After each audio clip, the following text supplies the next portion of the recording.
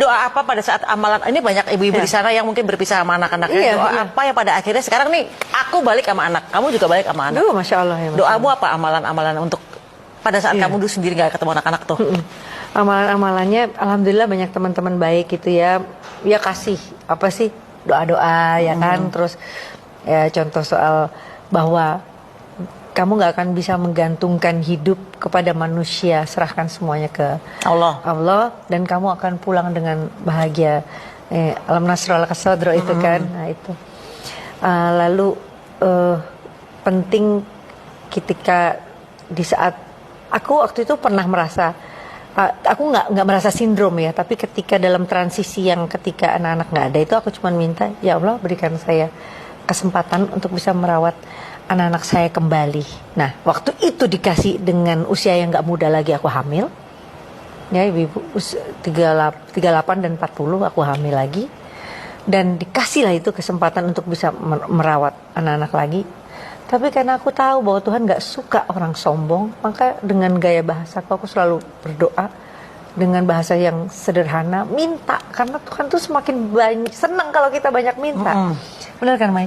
Gitu terus ya perlahan-lahan itu semua dikasih dan walaupun enggak gitu, tapi ternyata ada jawaban yang juga kayak kemarin aku minta kemenangan di di pilkada dengan turbulence yang seperti itu, aku nggak dikasih, tapi diganti dengan cara yang lain yang mungkin apa yang kita suka belum tentu Tuhan izinkan. Ternyata itu cara yang lain untuk kita bersyukur gitu. Jadi ya udah doa aja ya. Jadi doa tetap positive thinking terhadap Allah.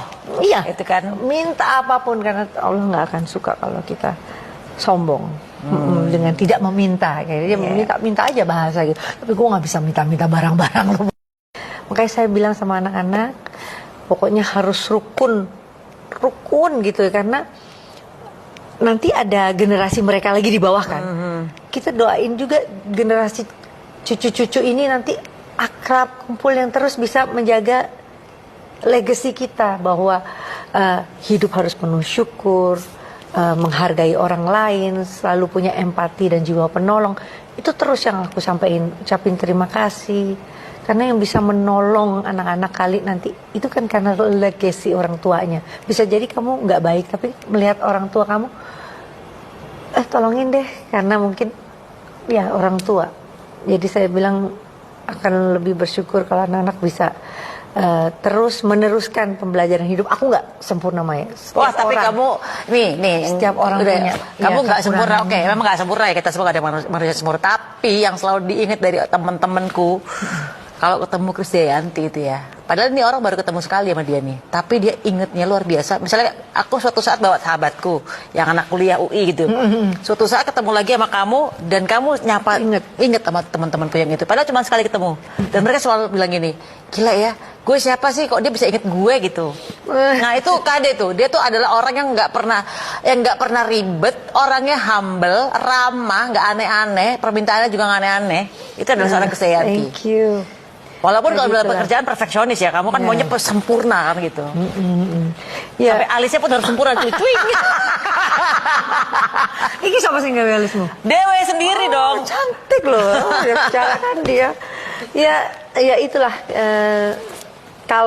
Kalau itu bisa membekas di hati, ya kan, sama seperti yang aku harapkan di anak-anak, rukun, terus akur, peka terhadap lingkungan. Kan mereka harus siap jadi global citizens. Kita nanti nggak mana tahu dul tinggal di mana alumni. Tapi kalau kita siap terus membawa legasi orang tua kita untuk kita punya jiwa penolong dan lain-lain, pasti insya Allah hidup kita selamat.